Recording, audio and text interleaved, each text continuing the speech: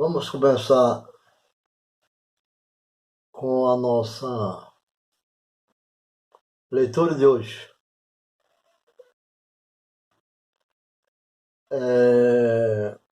Falar do profeta Jonas, do Velho Testamento.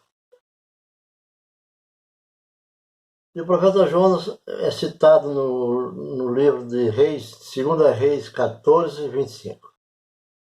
Esse profeta, ele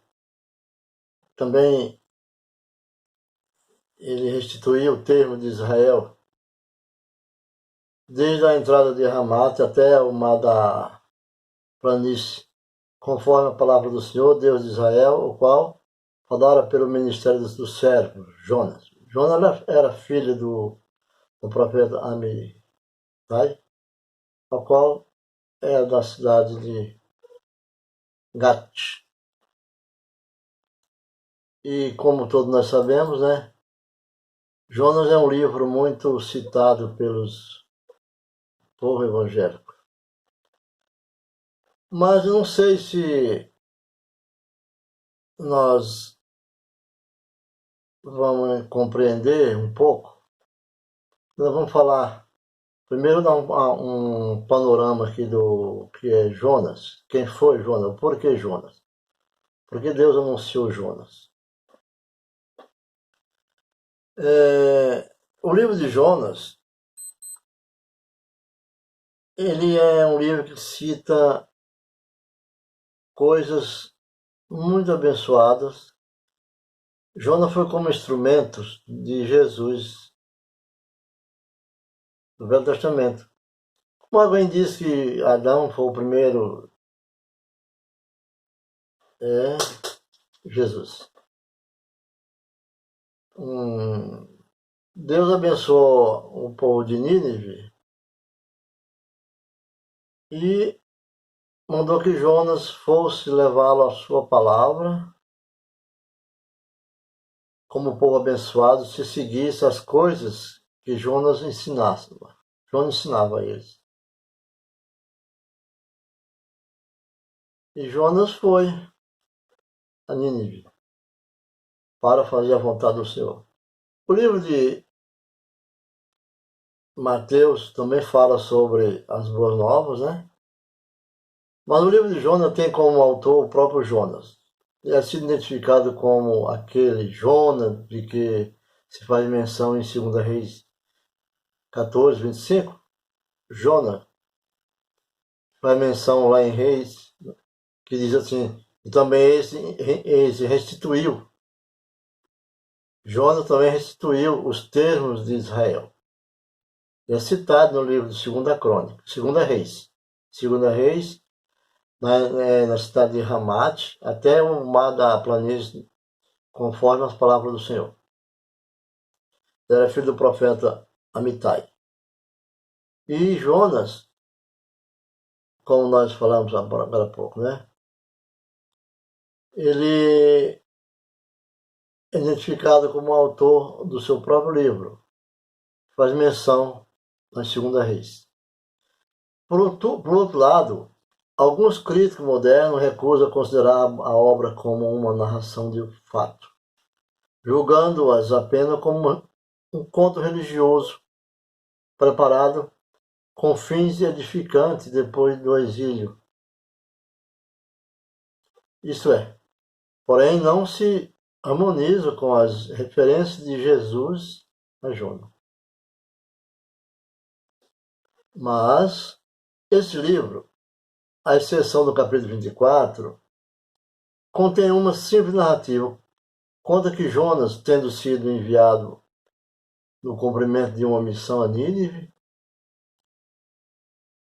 procurou fugir para Tarse. Mas, sendo surpreendido por uma tempestade ao embarcar nos porões daquele navio, todos ficam apavorados, com medo. Mas Jonas joga sobre ele uma sorte e a escolha caiu sobre Jonas. E Jonas é lançado ao mar, sendo engolido por um grande peixe, em cujo ventre permaneceu pelo espaço de 3 dias. É o capítulo 1.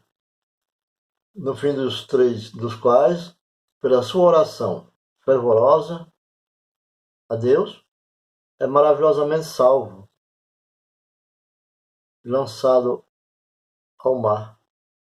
Esse lançado ao mar significa, ali, Jesus Cristo, Jonas mostrava a missão do Filho de Deus que permaneceria no ventre da terra por 3 dias quando fosse da sua sepultura. Por 3 dias Jesus ficou no seio da terra, no ventre da terra, aí ressuscitou. Tem uma analogia falando assim, mas é verdade que foi assim. E porque Jonas foi lançado ao mar, sendo engolido por um grande peixe, em cujo ventre permaneceu por 3 dias. Né? Isso é o que significa lançado ao mar. Jesus manda que os pescadores lancem suas redes nas águas. O peixe grande é o símbolo cristão de um peixe que alimentou uma multidão. Esse peixinho que Jesus compadecido daquela multidão, não tinha o que comer, não tinha dinheiro para comprar, nem aonde comprar. E de repente aparece aqueles peixinhos e ele alimentou milhares de pessoas. Ainda sobrou muito. Cestos que o levaram. E é o que significa esses 3 peixinhos, o grande peixe. Esse peixe significa isso. Como Deus novamente o mandasse a Nínive, Jonas partiu. E Jonas anunciou naquela cidade a sua destruição. Jonas anunciava na cidade a destruição.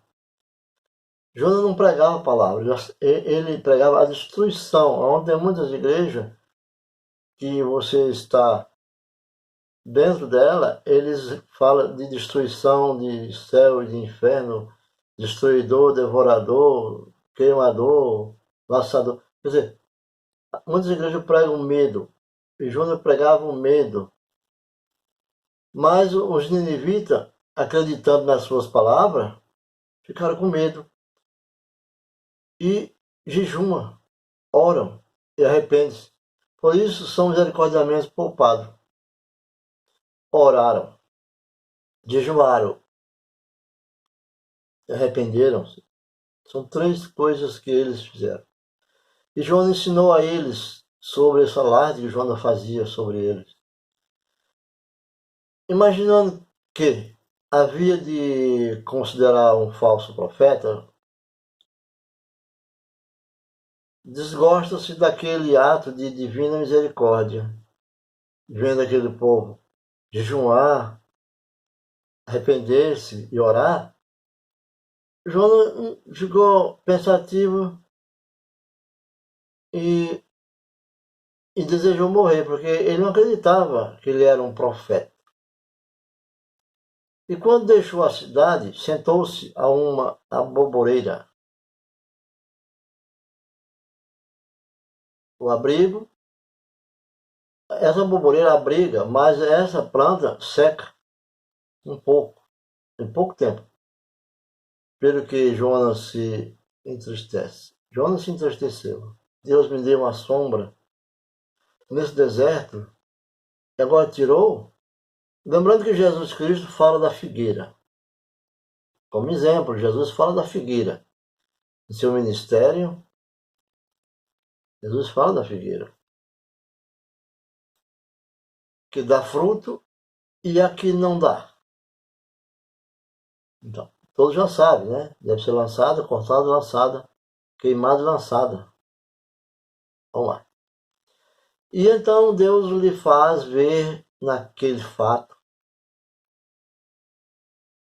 quanta razão havia na sua suprema bondade para com os indivíduos arrependidos, considerando-se difícil de resolver a questão do caráter histórico do livro. Esse livro é difícil de interpretar porque muitos não vê covardia em Jonas, mas não era covardia, era a sua missão de profeta, a sua missão de luta era essa. Não era covardia, Jonas não tinha nada de covardia. Embora não somente conhecesse um modo explícito, mas os fatos são referidos por Jesus Cristo em Mateus 12, 39 a 41. E 16. Lucas 11, 29 e 30. Que não somente reconhece de um modo explícito, Lucas fala sobre a missão profética de Jonas, mas também em Mateus 12, 40. Embora seja possível ser apenas um comentário evangelístico, mas descreve a sua estado no ventre do monstro marinho, do grande peixe, indicativo de outro fato análogo que havia de dar-se com ele próprio. Isto é, a representação futura da condição de Jesus diante das monstruosas condições dos reis da época. Ele anunciaria que Jesus ia ter grande sofrimento, ia estar diante de humilhações.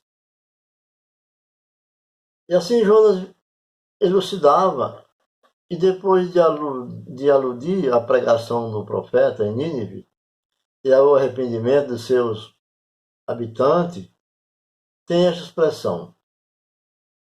Jonas tem a seguinte expressão, onde ele diz: Eis aqui está quem é maior do que Jonas. Ele ali anunciava, presumindo-se que João Batista era ali anunciado, como ele anunciou quando lhe perguntaram se ele era o Messias.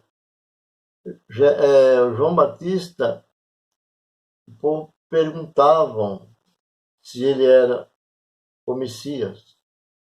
Jonas fez o mesmo, diz: Eis aqui está quem é maior do que Jonas. Não foi Jonas que fez. Foi o Espírito Santo que habitou em Jonas e converteu aquele povo ao paganismo que eles eram, à porfia que eles eram, coisas que não eram de Deus. Nínive era devastada pela desgraça, pela luxúria, mas Deus amava aquele povo e queria salvá-lo, e o salvou. Mossul, ou a cidade de hoje chama Mossul. É uma cidade castigada pelas guerras no Oriente. Toda a narrativa apresenta também o mais comovente contraste entre a terna misericórdia de Deus e a rebelião, a impaciência e egoísmo de seu servo, bem como entre a facilidade com que se arrependeram os ninivitas pela pregação de um profeta que os visitou como estrangeiro, gentil no Evangelho, e a natureza que os israelitas mostraram para que os servos do Senhor, que entre eles viviam e trabalhavam. Mas, indubitavelmente, o grande propósito do livro foi ensinar aos israelitas que a compaixão de Deus não se limitava a eles próprios, mas se estendia aos homens de todas as nações.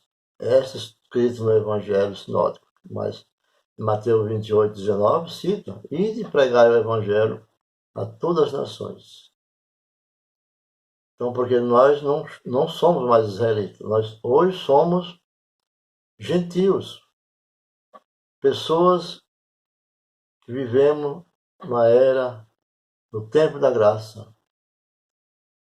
E assim, Deus formou seu povo. Quero entrar mais numa frase de explanação. Como nós poderemos? Porque nós estamos já há vários dias, né? Como pessoa em toda hora, em todo momento, jamais nós devemos está fora da presença de Deus. Então eu quero dar como tema dessa palavra de Jonas como a segunda chance, que Jonas teve a segunda chance. Sua segunda chance foi dada na hora que ele é engolido pelo grande peixe e devolvido à praia. Ali é a sua segunda chance. Ele agarrou porque ele veio profetizando. Que profetizar é coisas de Deus. O profeta escuta do povo, consulta a Deus e Deus dá-lhe a resposta. Sim, também devemos ser. E no terceiro... Então, como nós falamos aqui, a glória de Deus, Pai, Jonas buscou e conheceu. Notamos que o Senhor continua a bater na mesma tecla, com o teimoso fujão. Jonas era o fujão. Meus amigos, não vamos ser um fujão. Vamos agarrar a nossa segunda chance. Vamos estar sempre na presença de Deus. E Deus nos chama. Deus nos chama. Deus diz, Jonas, meu filho, levanta e vai alertar aquele povo antes que seja tarde demais. Essa frase Jonas pegou e lá Jonas usou muitas vezes. Quando Jonas queria dizer assim, você não obedece a palavra do Senhor, daqui a uns dias, mais de um mês, vocês vão todos morrer e se acabarem. Mas o povo temeram. Se você vem para a igreja por Deus, por Jesus, ainda que um homem te fale errado, você não deve sair da tua igreja. Porque se você veio por Cristo, não pelo homem, permaneça. Busque no Senhor. E para a honra e glória de Deus Pai. Jonas finalmente levanta e vai cumprir o pedido do Senhor. Isso é importante, meus irmãos. Presenciamos o que Deus há tempos vem fazendo com nós. E comigo e com todos. E com a humanidade. Hoje nós temos um grande problema, um problema das doenças que assolam o nosso mundo, o mundo de hoje. Muito parecido com aquelas pestes liberadas ao povo do Egito. O desafio da ciência não estão achando ainda o agir da ciência, mas Deus vai agir.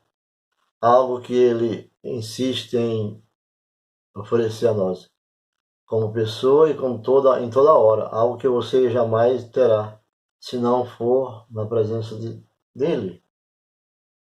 Uma segunda chance. No terceiro, pedir perdão. Não desista. Lembramos que Davi pecou 1000 vezes mais que Saul, mas a diferença era que Davi pedia perdão. Davi reconhecia seus erros e dizia, pequei, Senhor, contra ti, somente contra a tua vontade.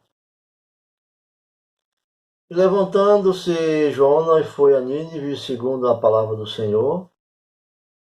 Era, pois, Nínive uma grande cidade de 3 dias de caminhada. E começou Jonas a entrar pela cidade, caminhada de um dia. Pregava e dizia, ainda 40 dias restam, e Nínive será subvertida. Isso era anunciada a destruição de um povo. E o povo entrava em pânico. Por exemplo, alguma igreja diz assim, ou você doa isso para a igreja, ou o devorador vai destruir teu patrimônio. Então Jonas dizia assim, ou você se converte, ou vai ser destruído. A palavra de Jonas era assim. Ou seja, para que se pudesse percorrer toda a cidade, Jonas deveria ter gasto 3 dias de caminhada. Olha, de 3.